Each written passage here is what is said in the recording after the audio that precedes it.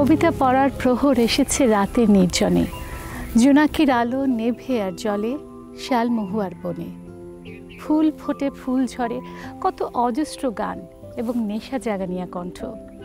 বুঝতেই পারছেন দর্শক, যে জলে আগুন জ্বলেতে আমার সাথে আজকে কে আমার অতিথি। সেই নেশা জাগানিয়া কণ্ঠ যার আছে, যার সেই সুর আছে, সামিনা চৌধুরী। আপনাকে অনেক অনেক অনেক শুভেচ্ছা আমাদের অনুষ্ঠানে আসার জন্য। Thank you. কেমন আছেন আপা? খুব ভালো আছি আলহামদুলিল্লাহ, খুবই ভালো। আমি যদি বলি আমরা হাঁটতে হাঁটতে কথা বলি সামিনা আপা, হ্যাঁ ওটা আরো ভালো লাগবে, এত সুন্দর একটা জায়গা। এই সুন্দর জায়গায় আমি কিন্তু আপনার গানও শুনবো, কিন্তু আপনার পুরো এক জীবনকে এই 1 ঘন্টার যে জলে আগুন জ্বলে তো তুলে ধরবো, পারবো কি? সম্ভব? দেখা যাক। কিন্তু আমি প্রথমে আপনার কাছে একটা প্রতিশ্রুতি চাই, সেটা হচ্ছে অকপটে সত্য বলার প্রতিশ্রুতি। জানো, তাহলে একটা কথা বলি, আমার জীবনে ছোটবেলা থেকে যখন থেকে আমার সেন্স হয়েছে তারপর থেকে এখন পর্যন্ত আমি কোনো মিথ্যা কথা বলিনি। যাক, আমরা খুব ভালো। আমরা মানে যে জলে আগুন জ্বলেতে এমন সব অতিথিরা আসেন আমাদের সাথে গল্প করতে, কথা বলতে, তারা খুব সত্যি কথা বলেন। যেমন সেদিনই বাড়ি ভাই ছিলেন, খুব সৎ একজন মানুষ। সামিনা আপা, তাহলে আমরা শুরু করি, আপনার সেই ছোটবেলা দিয়ে শুরু করি। আপনারা ভাই বোন ছিলেন, সেই ছোটবেলার ঝগড়াঝাটি, একটা সঙ্গীত পরিবারে জন্ম, সেই ছোটবেলার গল্প শুনি। ছোটবেলাটা 8-10টা ফ্যামিলি যেমন থাকে সেরকমই ছিল, কিন্তু আমার মনে হয় আমাদের ফ্যামিলিটা যেন আরও একটু কোজি ছিল, আর একটু সুন্দর ছিল। কারণ আমরা 4টা ভাই বোন ছিলাম। এখন তো যেমন 1 ছেলে বা 2টা ছেলে মেয়ে এরকম থাকে, আমরা 4টা ভাই বোন মিলে আমার মা বাবা সারাক্ষণ বাসায় একটু গান হচ্ছে, একটু খাওয়া দাওয়া হচ্ছে, মানে সবসময় একটা। তার মানে আপনাদের বাসায় খুব একটা হইচইয়ের আমেজ ছিল? শুধু হইচই না, হইচই আমেজটা কিন্তু ওইভাবে ছিল না যে একেবারে ভাই বোনদের মধ্যে মারামারি ঝগড়াঝাটি ছিল। সেগুলো তো ছিলই, খাওয়া দাওয়া, তারপরে গান, এগুলোর সাথে সাথে একটা মায়ের সময় মতো সব আদর্শগুলো ঢুকিয়ে দেওয়া বাচ্চাদের ভিতর। তার মানে সামিনা আপা, আপনার জীবনে আপনার মায়ের খুব বেশি প্রভাব? আমার মায়ের প্রভাব, আমার যদি তুমি ফোন করো আমাকে বা আমার মাকে, আমার মা যদি হ্যালো বলে, তোমার মনে হবে সামিনা আপাই কথা বলছে। একই রকম কণ্ঠ, একই রকম, মানে আম্মার মতো অত সুন্দর না, কিন্তু আমার সব কিছুই আম্মার প্রভাব বলতে পারো যে। হ্যাঁ, আমার ম্যাক্সিমাম প্রভাবে, কিন্তু মায়ের মতো এত আরো বলিষ্ঠ হতে পারে। আপনার মা গান গাইতেন? আমার মা তো খুব সুন্দর গান গাইতেন। আচ্ছা সামিনা আপা, আমি একটু ছোটবেলার সেই ভাই বোনদের কথা বললেন, একটা হইচইয়ের আমেজের কথা বললেন, নিশ্চয়ই অনেক ঝগড়াঝাটি হতো। সেই গন্ডগোলগুলো একটু শুনি। ঝগড়াঝাটি তো হতোই, হ্যাঁ। মানে নুমা, মানে ফাহমিদা আর কি, আমরা 2 বোন খুবই বন্ধু ছিলাম, মানে বেস্ট ফ্রেন্ড যাকে বলা যায়। কিন্তু ওই কথা বলতে বলতে বলতে বলতে ধরো একটা গান বা গানের কথা, বেশিরভাগই গান সংক্রান্ত ছিল, কিংবা এই শোন ওইটা না এই হয়েছে, ওইটা ওই হয়েছে, এগুলি নিয়ে মত হয়ে ঝগড়াঝাটি হয়ে যেত। সেটা কি চুলোচুলি পর্যন্ত হয়ে যেত? চুলোচুলির মতো। পরে আম্মা এসে জাস্ট কোনো কথা বলতো না, সরো, তাতে ঠান্ডা হয়ে যেত। আমি তাহলে একটু জিজ্ঞেস করি, আমি বিশ্বাস করি যেটা নিয়ে পরে প্রবলেম হবে না, ভাই বোনদের মধ্যে কাকে সবচেয়ে বেশি ভালোবাসেন? আমি? হ্যাঁ। না, এটা বলাই যাবে না, কারণ আমার বড় বোনটা যেমন, মানে ও হচ্ছে খুব মাদারলি, হ্যাঁ। আমার ছোট বোনটা সেরকম, আমার পুরা ফ্যামিলিটা মনে হয় আমার ছোট বোনটাই টেক কেয়ার করে। আপনি তুমি এই করবে না, সুমাপা তুমি এটা কেন করলা, মা তুমি এখনই যাও, পঞ্চম তোমার এটা বলা উচিত হয়নি। মানে আমার ছোট বোন কিন্তু ওই হচ্ছে আমাদের মা, হ্যাঁ। তেমনি আমার ছোট ভাইটা। সামিনা আপা, আমি যদি জানতে চাই যে আপনিও খুব চমৎকার গান গান, ফাহমিদা আপাও চমৎকার গান গায়, আপনার কাছে কার গান ভালো লাগে? বাংলাদেশি না, আপনাদের ফ্যামিলির মধ্যে? না, ডেফিনেটলি ফাহমিদা, কারণ ফাহমিদার গলাটা যদি একটু তুমি বিশ্লেষণ করো, তুমি দেখবে যে গলাটা এত যেমন নিচে তেমনি উঁচুতে তেমনি মিষ্টতায় ভরা, মানে একটা সাংঘাতিক। কিন্তু আপনাদের দুজনের কণ্ঠের মধ্যে না এক ধরনের নেশা নেশা ভাব আছে, আপনি কি এটা টের পান কখনো? সেটা আমি জানি না, কিন্তু যা পেয়েছি আমার মনে হয় যে আমাদের ফ্যামিলি, আমার খালারা খুব সুন্দর গান গাইতেন, তো খালাদের গান প্লাস আম্মার যে ধরো মায়ের যে গলাটা, মায়ের গলা তো খুব সুন্দর ছিল, এখনো আছে। তাহলে আমি এখানেই প্রসঙ্গটা তুলি। বাড়ি ভাই সেদিন আমাদের অনুষ্ঠানে বলছিলেন যে গান হচ্ছে একটা গড গিফটেড ব্যাপার, চর্চা করে সেটাকে ফাইনেস্ট করা যায়, শুদ্ধ করা যায়, কিন্তু ঈশ্বর প্রদত্ত না হলে গান গাওয়া আসলে কণ্ঠ আসে না। এমন একটা জায়গায় আল্লাহ একটা গলা দিয়ে দিয়েছে, এটা হয়তো অজপাড়াগা, সেখানে পড়াশোনা বা শেখা ক্লাসিক্যাল কি জিনিস সেটারই কোনো তোমার কেউ জানেও না, কিন্তু সুর আছে, একটা আওয়াজ। হ্যাঁ, এবং আমরা সেগুলো তো আমরা রিয়েলিটি শো থেকেই পাই। আমি আসবো সেই রিয়েলিটি শোর প্রসঙ্গে আসবো, কিন্তু আমি আগে আপনার একটু সেই সামিনা চৌধুরী, সামিনা নবীর কথাও শুনতে চাই। সামিনা আপা, আমি অনেক আগে পত্র পত্রিকায় পড়েছিলাম আপনার জীবনে কিছু কষ্টের কথাও শুনবো। আপনারা নামও পরিবর্তন করেছিলেন বোনরা এক সময়, রাগ করে, বোধহয় বাবার উপর রাগ করে।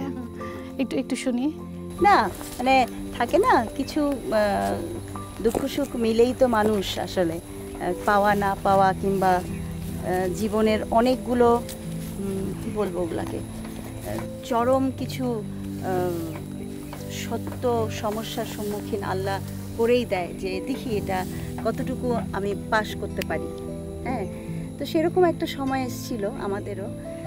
তখন আমার আব্বা কিন্তু বেসিক্যালি খুবই একটা মাটির মানুষ, মানে এত মাটির মানুষ হওয়া আসলে ঠিক না, মানুষের কিছুটা বিবেক বুদ্ধি বা এগুলো থাকা দরকার। আমার বাবা বেশি মাটির মানুষ ছিল, বোকা সহজ সরল মানুষ, একটু বেশি সহজ সরল ছিল, এবং আব্বাকে অনেক কিছু করে নেওয়া যেত। তো আব্বা যাই হোক একটা ভুল করেছিল, তো সেটা আমরা নিতে পারিনি। তো যার ফলে আমি ওই যে বলে না যে বাবাকে মানে তুমি কেমন ভালোবাসো, মানে লবণের মতো ভালোবাসি। তো সেই এত বেশি অভিমান হয়েছিল আমার, স্পেশালি যে আমি আমার সবচেয়ে প্রিয় যে জিনিসটা, আমার যে নামটা নবী, এটাকে আমি চেঞ্জ করে ফেলেছিলাম, যে আব্বা বুঝুক যে আমি কতটাই দুঃখ পেয়েছি। সেই রাগটা তো চলে গেছে।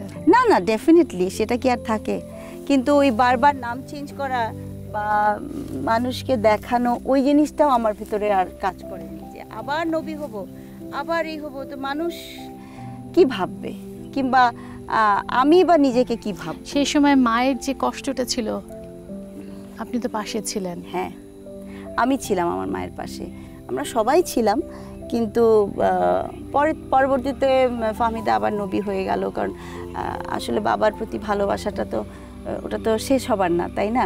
আর আমার বাবা ভালো মানুষ ছিল, সোজা কথা। তা আমি মনে করি যে হ্যাঁ, ওটা না করলেও হয়তো চলতো, কিন্তু তখন তো বয়স কম ছিল, ইমোশন বেশি কাজ করেছে, অনেক বেশি দুঃখটা কাজ করেছে। আমার বাবার মতো বাবা হয় না, সেই বাবা যদি এরকম একটা ভুল করে ফেলে, স্পেশালি আমার মা এত একটা সংগ্রামী মহিলা, এত নীতিবান একটা মহিলা, সেই মাকে যখন মায়ের চোখের পানি দেখে আমি সহ্য করতে পারিনি আসলে। কিন্তু নিজের জীবনের এই পর্যায়ে এসে এখন কি বুঝতে পারেন যে মানুষের পথ চলতে যে এরকম হতেই পারে? না, হতে পারে, হ্যাঁ, এগুলোই তো জীবন আসলে, কিন্তু তারপরও আমি মনে করি যে এগুলি হওয়াটা ঠিক না, এগুলি হওয়া উচিত না। একটা বাবা বা একটা মা, আমি যখন একটা মা তখন আমার অনেক কিছু বুঝতে হবে, কিংবা আমি যখন একটা বাবা তখন আমার অনেক কিছু বুঝতে হবে, ছেলে মেয়ে আশপাশ সব কিছুর সাথে আমার একটা কমিটমেন্ট থাকবে।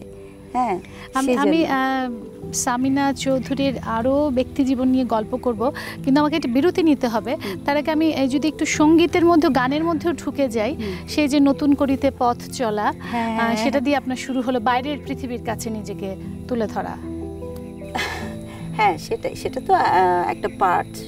নতুন করিতে হঠাৎ করে আমাকে, তাও ওই যে ফাহমিদা এবং আমার একটা খালা ছিল, ওরাই নিয়ে গেছিলো। তা আমি তো ভাবিনি যে আমি কিছু একটা অ্যাকচুয়ালি পারবো, আমাকে নিয়ে গেছে, আমি গান গেয়েছি, তারপর দেখলাম যে আমি ফার্স্ট হয়ে গেলাম।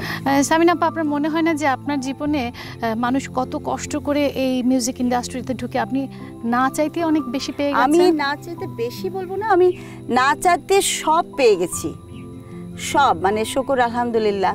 আমার মনে হয় আল্লাহ আমাকে বোধহয় বলেছে যে এই মেয়েটাকে আমি সব দিব, এই মেয়েটা যেন কোথাও নিজে থেকে কিছু ট্রাই না করে। খুব ভাগ্যবান। আমাদের এখানে যারা আসেন তারা সবাই বলেন তারা খুব সন্তুষ্ট, জীবনে অনেক কিছু পেয়েছেন। আপনাদের ছোঁয়ায় যদি আমরা সবকিছু পেয়ে যাই। না না না, আসলে আমরা যা পাই সেটাকে যদি একটু ইয়ে করে দেখি, কি পাইনি সেটা চাইতে কত হিসাব মেলানোটা ঠিক না, আসলে যেটা পেলাম তাহলে বুঝতে হবে যে এত বেশি পেয়েছি। তারপরে আমাদের একটু উচিত সবসময় একটা মানে শুকর করা। আমি একটা বিরতি নিতে হবে আমাকে, যে চলে আগুন জ্বলেতে, কিন্তু আমি নেশা জায়গা নিয়ে কণ্ঠটা একবারও শুনবো না, একটু গান শুনতে শুনতে একটা বিরতি নিয়ে নেই। গান না, আমি তো অনেক দিন আসলে বেশ 1 মাস প্রায় গান গাইনি। গানটা শুনি, দেয়ালেও রাখিনি। হ্যাঁ, আমরা হাঁটতে হাঁটতে গানটা শুনতে শুনতে একটা বিরতি নিয়ে নিই। দেয়ালেও রাখিনি গো, রাখিনি অ্যালবামে, তোমার ছবি রেখেছি যে মনেরই খামে, পারবে না তা কিনে নিতে লক্ষ কোটি দামে, দেয়ালেও রাখিনি গো, রাখিনি অ্যালবামে, তোমার ছবি রেখেছি যে মনেরই খামে।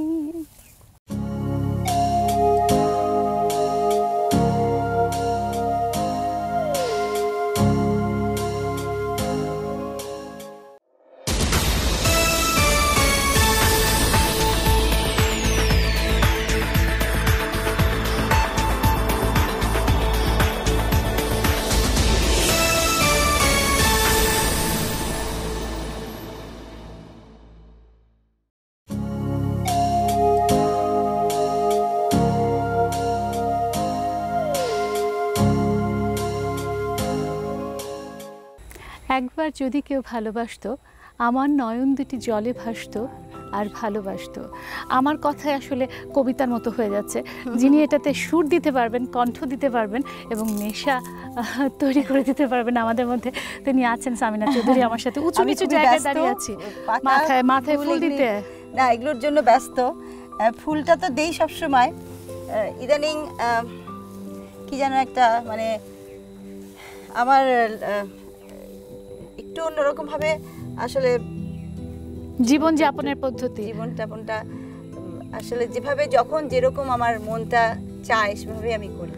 এটা হচ্ছে আমার আমি যেটা আমার মনটা মানে চায় সামিনা আপা, আপনি যা ইচ্ছে হয় তাই করেন।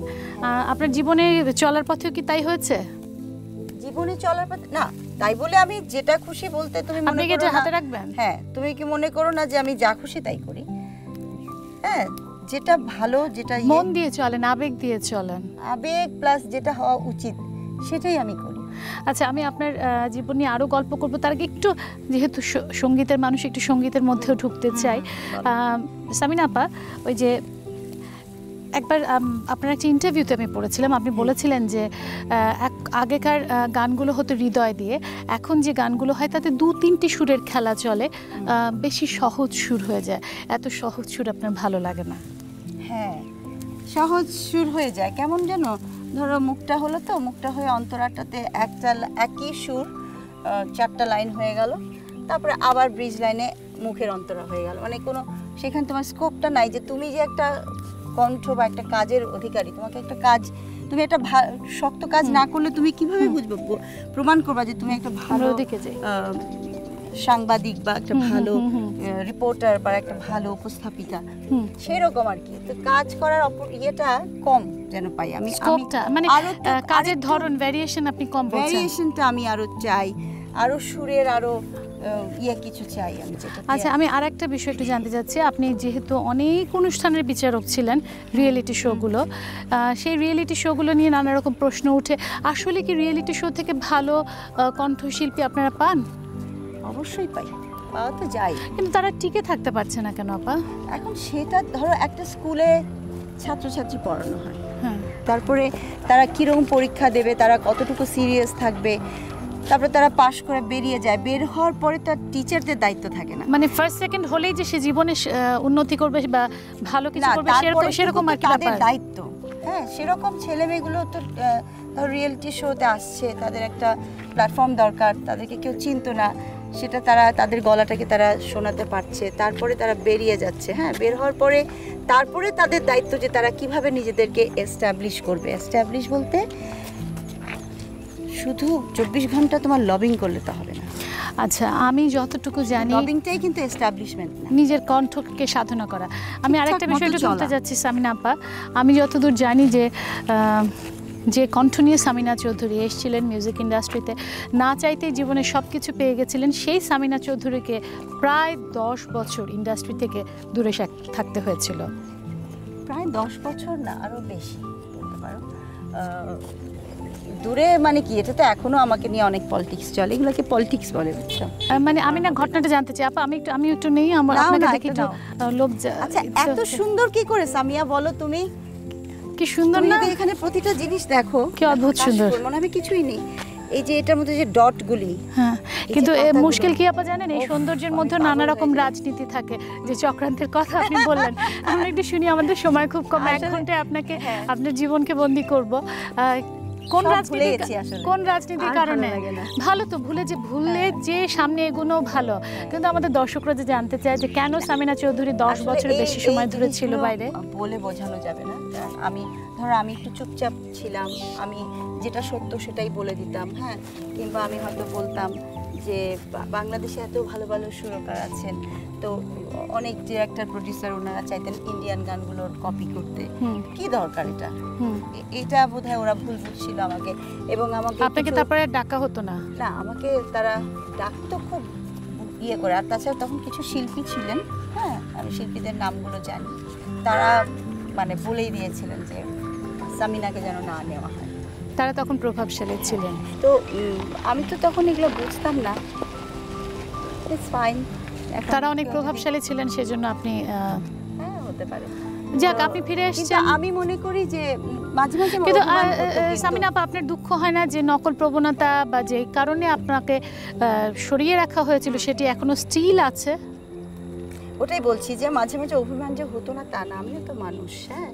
আমি দেখতাম যে আমি অবশ্য একটা জিনিস করিনি কখনো, সেটা হলো আমি কাউকে কখনো ফোন করি বা লবিং বলে যেটাকে, বা আমি গান গাইতে পারি বা আমার ইচ্ছা, এগুলো আমি কখনোই করিনি।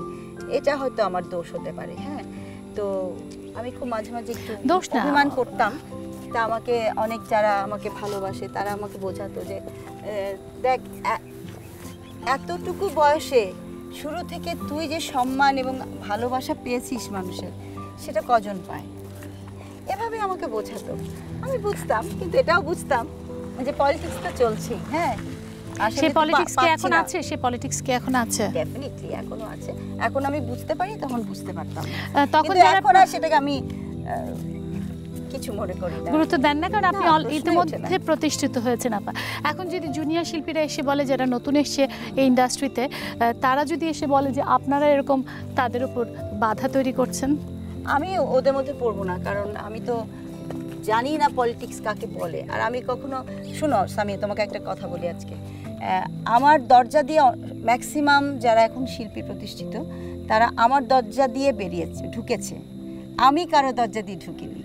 এখনকার বুঝতে যারা, পেরেছো আমার জি কথাটা? আপা। মানে আমি যেগুলো জায়গায় আমার যাওয়ার কথা ছিল, যে গানগুলো আমার করার কথা ছিল, যে অনুষ্ঠানগুলি আমার করার কথা ছিল, সেগুলো অন্যরা করে নিয়ে গেছে এবং তারা প্রতিষ্ঠিত হয়েছে। কিন্তু আমি কারো জিনিস নিয়ে অনুষ্ঠান কখনো প্রতিষ্ঠিত হয়নি। এটা আমার অহংকার না, এটা আমার নীতি বিরুদ্ধ।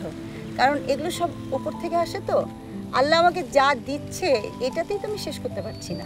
আপা, আপনাকে যদি আমি বলি, এই প্রজন্মে যারা গান গাইছে তারা কেমন, তাদের মধ্যে কাকে আপনার পছন্দ বা কাদেরকে পছন্দ? না, এই প্রজন্মে যারা গাইছে তারা সবাই খুবই মানে অ্যাক্টিভ, এটা আমি বলবো। আমি যেমন খুবই ইনঅ্যাক্টিভ ছিলাম, তারা খুবই অ্যাক্টিভ। কোন সেন্সে? কোন সেন্সে? সেটা নিজেকে প্রতিষ্ঠিত করার ক্ষেত্রে আর কি। কিন্তু তাদের একটা জিনিসের আমি একটু অভাব দেখি, সেটা হলো যে গায়কী। অর্থাৎ এই যে তুমি বললে না যে সাধনা, আপনাদের দুজনের মধ্যে গলা একটা কি আছে, এটা কি আপনি, তো ওরা সবাই হয়তো সুরে গাইছে, এখনকার ছেলে মেয়েরা সবই ঠিক আছে, তারা ভীষণ অ্যাক্টিভ, তারা কিভাবে নিজেকে প্রতিষ্ঠিত করতে হবে, তারা প্রতিদিন স্ক্রিনে আসে, তারা প্রতিদিন গান গায়, যেটা আমি খুবই অপছন্দ করি, প্রতিদিন স্ক্রিনে আসা। সেটাতে তারা খুব অ্যাক্টিভ। আমাদের চাইতে মনে করো আমাদেরকে ওরা শেখাতে পারবে, হ্যাঁ। কিন্তু একটা জিনিসের ওদের অভাব আছে, সেটা হলো গানের গায়কী। আপা, আমি সেই দিন এই জন্য বাড়ি ভাইকে বলছিলাম যে অনেকে গান সুর ঠিক আছে, কণ্ঠ ঠিকই আছে, তাল লয় ঠিক আছে, কিন্তু মন টানে না। আচ্ছা আপা, আমি আরেকটা বিষয় একটু তুলতে চাচ্ছি, যেটা আপনি বলছিলেন যে এই প্রজন্মের শিল্পীদের ক্ষেত্রে, আপনার একটা ইন্টারভিউতে আমি পড়েছিলাম যে আপনি বলেছিলেন যে এই প্রজন্মের শিল্পীদের ক্ষেত্রে আপনি আসলে উপদেশ দিতে চান না, কারণ উপদেশ দিলে নিজেই ঝামেলায় পড়েন। না, উপদেশ তখনই তুমি কাউকে দিতে পারবে যখন সে সেটা নিতে চাইবে, হ্যাঁ। এখন আমার উপদেশটা যদি হয়ে যায় ওদের জন্য বিরক্তিকর বলতে আমার উপদেশটা যদি ওদের এগোনোর পথে বাধা হয়ে যায়, তখন তো সেটা সমস্যা। যেমন আমি উপদেশ দিব যে তোমরা স্ক্রিনে 2টা থেকে 3টার বেশি অনুষ্ঠান করবে না। এখন ওরা যদি 30 দিনই করতে চায় তাহলে তো এটা ওদের জন্য কষ্টকর। সেই জন্যই আমি বলেছি যে আর আমার সাজেশন দেওয়ার নাই আসলে কিছু। আমি সামিনা আপা, আমাদের না অনুষ্ঠানের নিয়ম মাফিক একটা বিরতি নিতে হবে। আবারও কি একটা গান গাইতে গাইতে বিরতি নিব? নেই, একটা গান শুনতে শুনতেই যাই। হ্যাঁ শিওর। কোনটা? ফুল ফোটে ফুল ঝরে। আমার গান গাবো নাকি আমার অনেক পছন্দের আশা ভোসলের একটা গান মনে পড়ছে এই মুহূর্তে। ফুলে গন্ধ নেই এ তো ভাবতেও পারি না, সুরে ছন্দ নেই এ তো ভাবতেও পারি না, তোমায় কাছে পেয়ে নিজের চেয়ে বোনা বাঁধতে কোনো বন্ধনে, হায় এ তো ভাবতেও পারি না, ফুলে গন্ধ নেই এ তো ভাবতেও পারি না। বাহ, কি চমৎকার। আমাকে একটু বিরতি নিতে হচ্ছে, একটা বিরতি নিয়ে আমি আবারও ফিরছি যে জলে আগুন জ্বলেতে।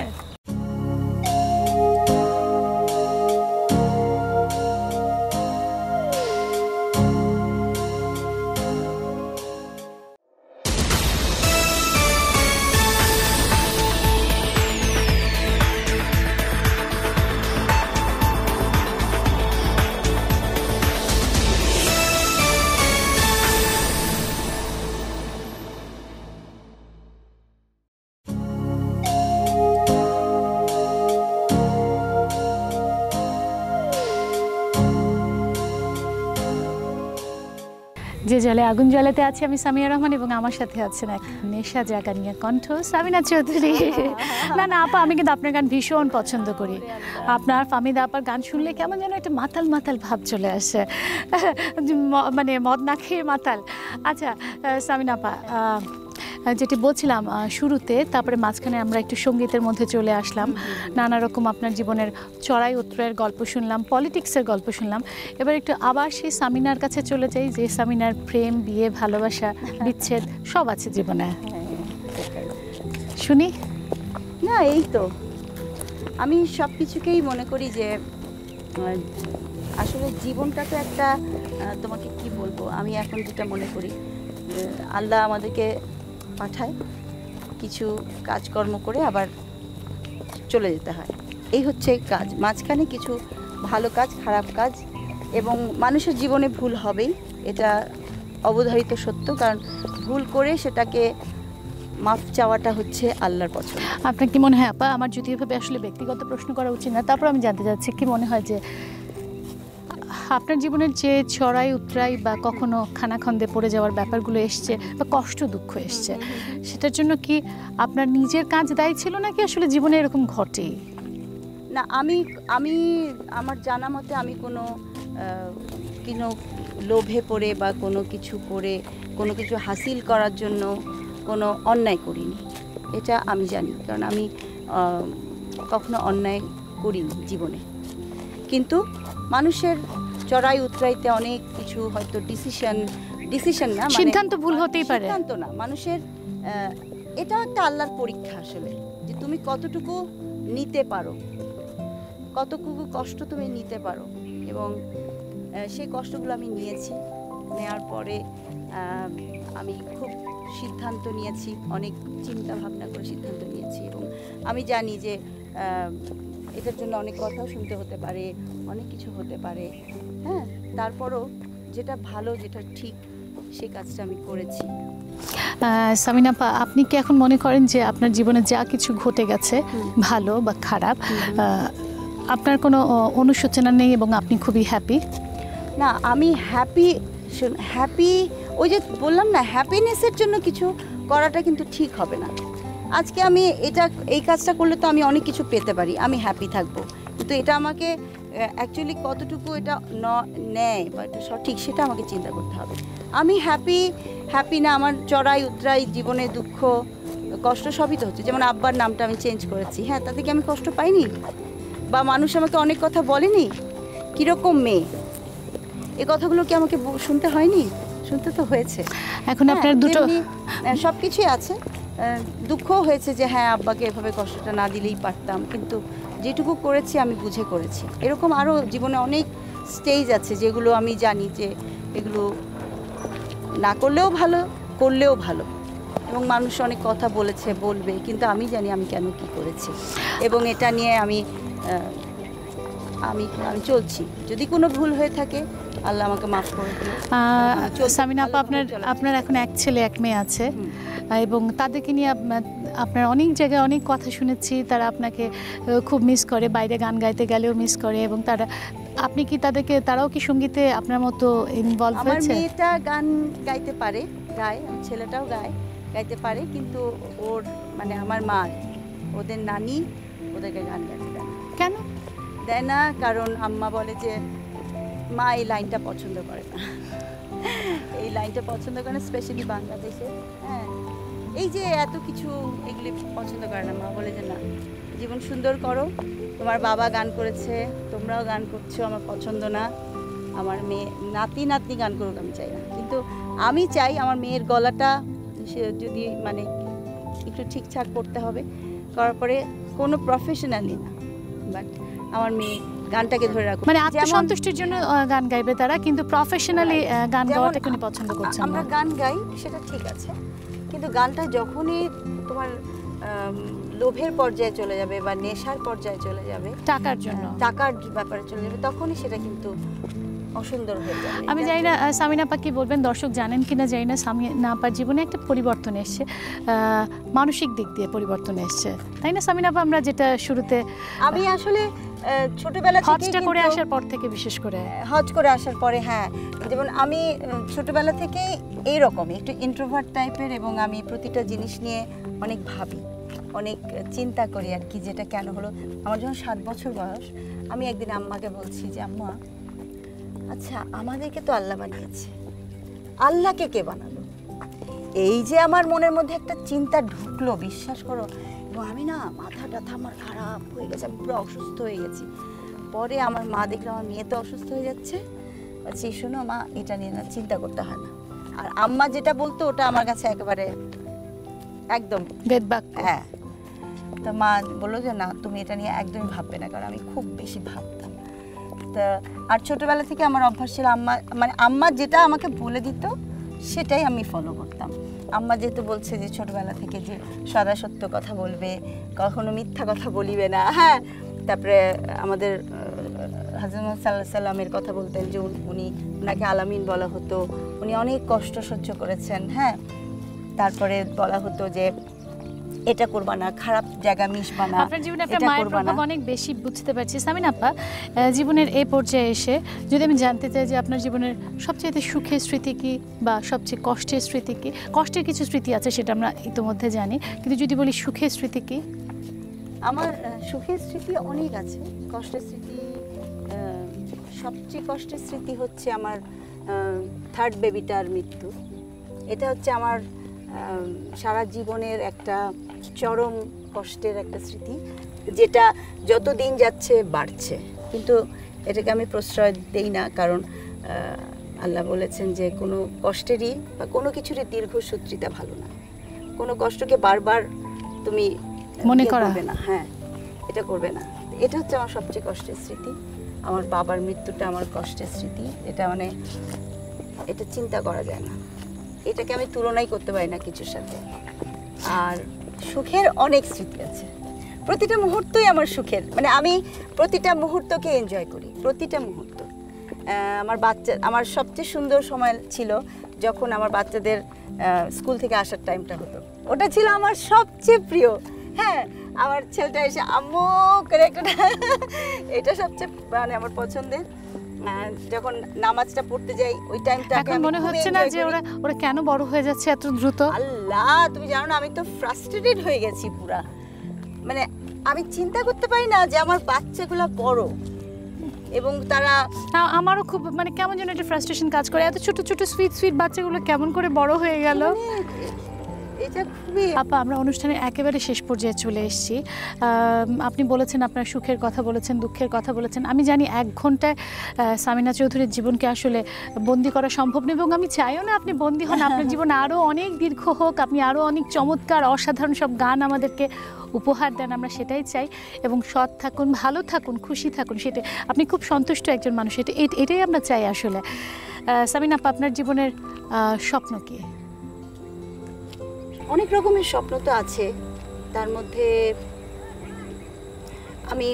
আমি আসলে যেমনভাবে আমি আমার জীবনটা মানে আমার ক্যারিয়ারের কথা যদি বলি, যেভাবে খুব আল্লাহ আমাকে খুব সুন্দর করে বাঁচিয়ে বাঁচিয়ে বাঁচিয়ে বাঁচিয়ে এত দূর এনেছে, আমি এভাবেই বাকি জীবনটা পার করে দিতে চাই, এভাবেই থাকতে চাই। মানে আমি চাই না আমার এতটুকু আঁচড় লাগুক। আর আপনার বাবার নামে একটা ফাউন্ডেশন করার বোধহয় ইচ্ছে আছে, ট্রাস্ট। আমরা সবাই আসলে কামনা করি আপনার সকল প্রার্থনা পূরণ হোক এবং আপনি ভালো করে বাকি জীবনটা পার করুন। আমরা সামিনা আপা, এই মোটরসাইকেলটা চলে গেলে আর এই আওয়াজটা কানের মধ্যে বাজবে, আপনার একটা গান শুনতে শুনতে বিদায় নিব। কোন গানটা গাইবেন? কোনটা তুমি বলো। এত সুন্দর একটা চমৎকার পরিবেশের মধ্যে দিয়ে আছে প্রকৃতি, তুমি প্রকৃতি দেখলে আমি বুঝি যে মানে আল্লাহ কত সুন্দর করে প্রতিটা জিনিস নিজের হাতে বানিয়েছেন। এই প্রকৃতি নিয়ে একটা গান শুনি। কোনটা? আকাশটা নীল, মেঘগুলো সাদা সাদা, অপূর্ব সাত রঙা রংধনু আকাশের গায়ে আজ আঁকা। কি সবুজ পৃথিবী, কি সবুজ তরুলতা বন, প্রকৃতির মতো এই যে সুন্দর আজ এই মন। আহা, আকাশটা নীল, মেঘগুলো সাদা সাদা, শুনেছি তবু কোকিলের গান, কোনো ফুল ফোটেনি, কোনো ফুল ঝরেনি, তবুও হৃদয়ে জেগে আছে প্রাণ।